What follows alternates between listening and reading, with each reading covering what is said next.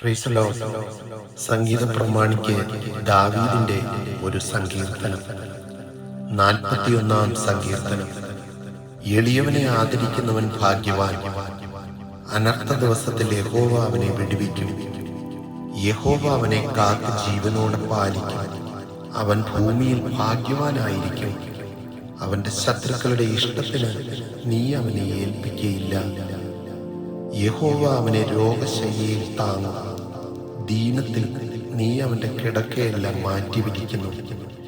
യഹോവയെ എന്നോട് കൃപ തോന്നി എന്നെ സൗഖ്യമാക്കണമേ. നിന്നോടല്ലോ ഞാൻ പാപം ചെയ്തത് എന്ന് ഞാൻ പറഞ്ഞു. അവൻ എപ്പോൾ മരിച്ച് അവന്റെ പേർ നശിക്കും എന്ന് എൻ്റെ ശത്രുക്കൾ എന്നെ കുറിച്ച് ദോഷം പറയുന്നു. ഒരുത്തൻ എന്നെ കാണുവാൻ വന്നാൽ അവൻ കപടവാക്ക് പറയുന്നു. അവന്റെ ഹൃദയം നീതികേട് സംഗ്രഹിക്കുന്നു.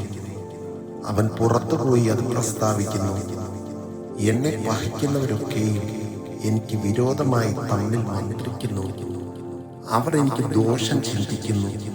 ഒരു ദുർവ്യാധി അവന് പിടിച്ചിരിക്കുന്നു. അവൻ കിടപ്പിലായി, ഇനി അവൻ എഴുന്നേൽക്കയില്ല എന്നവർ പറയുന്നു. ഞാൻ വിശ്വസിച്ചവനും എൻ്റെ അപ്പം തിന്നവനുമായ എൻ്റെ പ്രാണസ്നേഹിതൻ പോലും എൻ്റെ നേരെ കുതികാൽ ഉയർത്തിയിരിക്കുന്നു. ഞാൻ അവർക്ക് പകരം ചെയ്യേണ്ടതിന് യഹോവേ, കൃപ തോന്നി എന്നെ എഴുന്നേൽപ്പിക്കണമേ.